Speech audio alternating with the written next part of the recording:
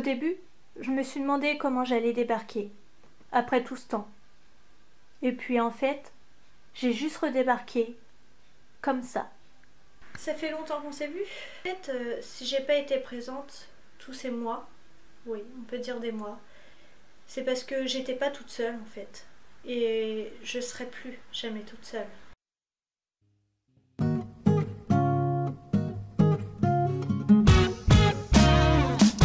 Je vous présente l'heureux élu, qui s'appelle spondylarthrite, spondy pour les intimes. La spondie, on va l'appeler comme ça parce que ça a l'air plus chouette de nom, est une maladie pas assez reconnue à mon goût. Et je l'ai découvert grâce en quelque sorte à YouTube. C'est pour ça que j'en fais une vidéo aujourd'hui, parce que je vais vous la présenter. C'est une maladie dont on ne parle pas assez, dont elle n'est pas assez reconnue et qui peut arriver à tout le monde du jour au lendemain. J'étais quelqu'un d'hyper vif en fait, et j'aimais bien faire mes vidéos, aller travailler. Bref, j'avais une vie comme tout le monde en quelque sorte. Et puis un jour, j'ai eu mal au dos. Tellement mal au dos. Mais je me suis dit, oh, ce n'est que le travail, c'est pas grave. Ça arrive à tout le monde d'avoir mal au dos. Et puis j'ai eu mal au cervical. Et puis ça a continué et je me suis dit, bon, et ben on va peut-être aller voir le médecin. Bon, pour le médecin, c'était une simple sciatique, lumbago sciatique. Et puis les fois d'après, c'était des névralgies cervico-brachales. Bon. Il me dit, écoute, tu as l'air fatigué, il va peut-être falloir t'arrêter un jour. Juste le temps de te reposer. Mais moi non, je me suis dit, ça va passer. Et puis, c'est pas si grave d'avoir mal au dos. Tout le monde a déjà eu mal au dos. Et ça n'empêche pas de vivre au final. Avec des antidouleurs, ça passera. Ça passait, oui. Et puis, ça revenait.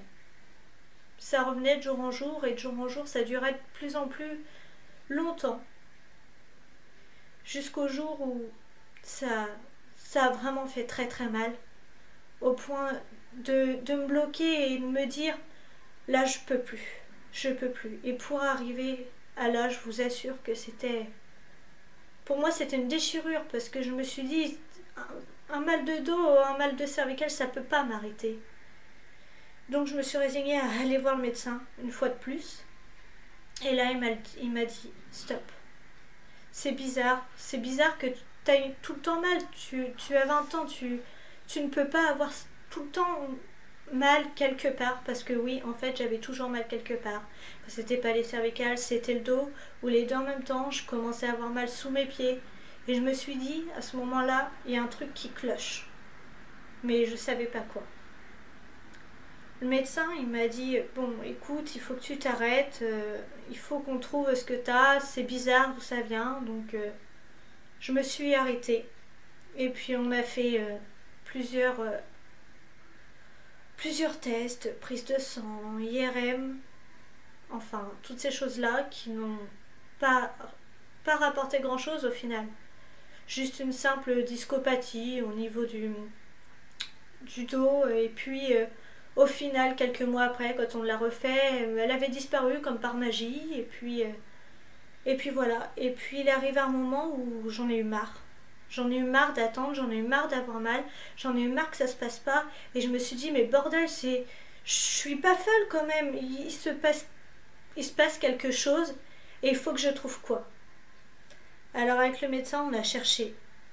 Il a d'abord pensé à peut-être une maladie des muscles, puisque j'avais mal aussi dans les jambes, et aussi aux muscles.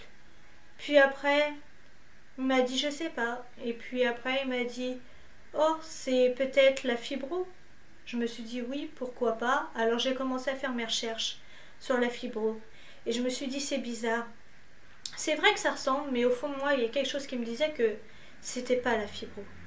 Alors je continue à chercher, je continue. Et puis un jour je tombe sur une vidéo de Céline. Donc si elle voit cette vidéo un jour, j'ai fait un coucou parce qu'elle m'a vraiment aidée. Et avec Céline on se connaît pas, je connais juste ses vidéos sur YouTube où elle parlait de sa maladie qui était la spondylarthrite. Et j'ai regardé toutes ces vidéos d'un coup et je les ai regardées plusieurs fois et je me suis dit, mais c'est ça les signes que j'ai. Mais et je me suis dit, et si c'était ça? Et quand elle disait que c'était une maladie, que de toute façon cette maladie elle nous quitterait jamais, je me suis dit, au fond moi je me résignais à dire c'est pas possible que je sois malade, que j'aie une maladie en fin de compte. Et pourquoi et comment ça serait arrivé? Alors j'ai continué à chercher, entre autres dans ces vidéos, sur d'autres sites internet aussi, qui en fait a confirmé mes pensées. Et je me suis résolue à en parler à mon conjoint. Et je lui ai dit, écoute, je suis tombée sur des vidéos, il faut que tu regardes ces vidéos et tu me diras après ce que t'en penses. Il a regardé cette vidéo et il m'a dit, c'est possible. C'est possible que ça soit ça. C'est vrai qu'il y a tous les signes. Alors on va en parler au médecin. Sauf que moi, je me suis dit, bah non. Enfin, le médecin va croire qu'il fait mal son boulot, que je cherche à sa place, qu'il a tort, que je le crois pas. Et donc, prochain rendez-vous du médecin.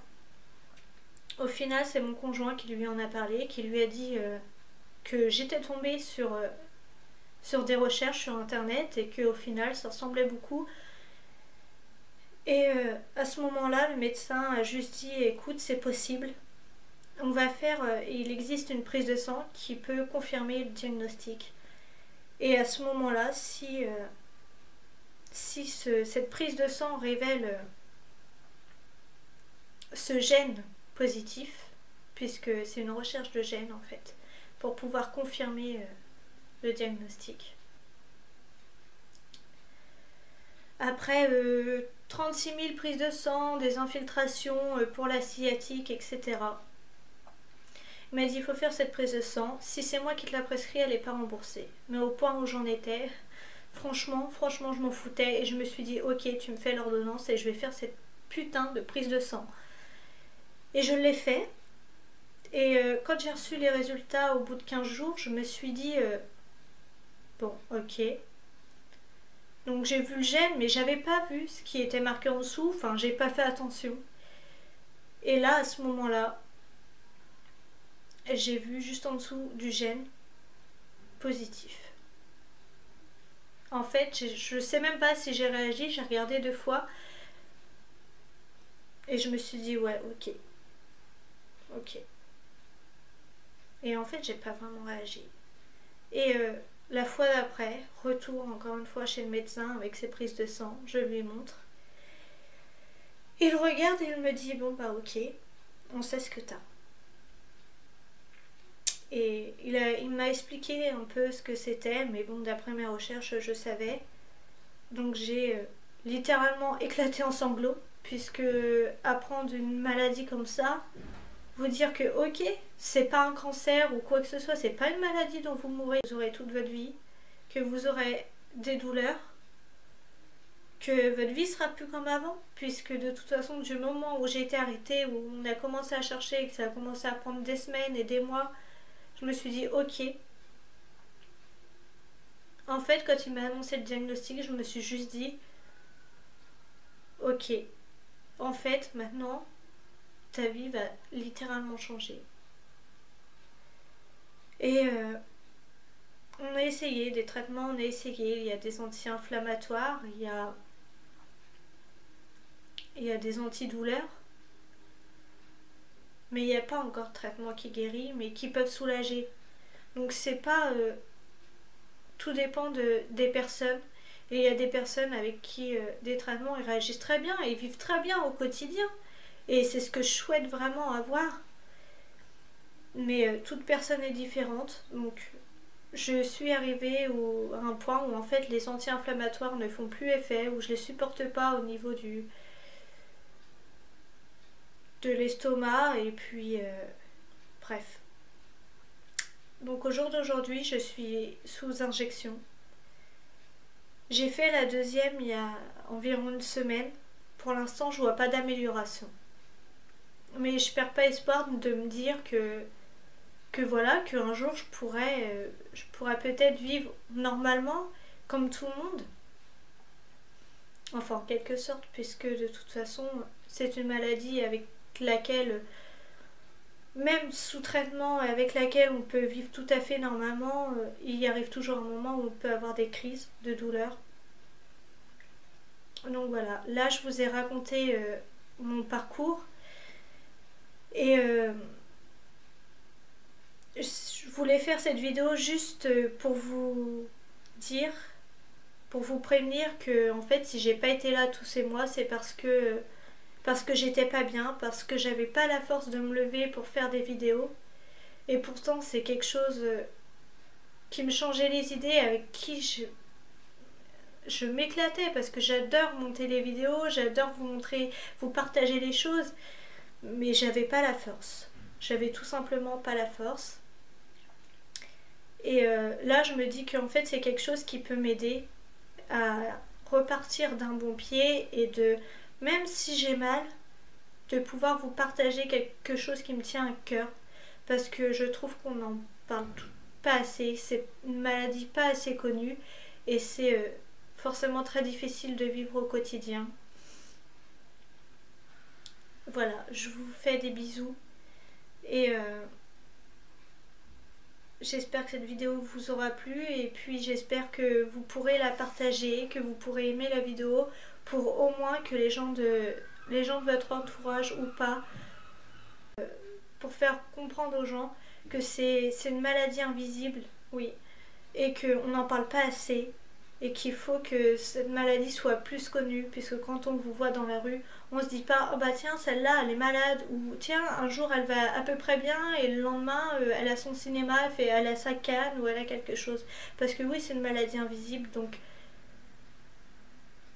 pas tout le monde la comprend et c'est important pour moi que les mentalités changent et voilà, je vous fais des gros bisous et je vous dis à la prochaine dans une nouvelle vidéo.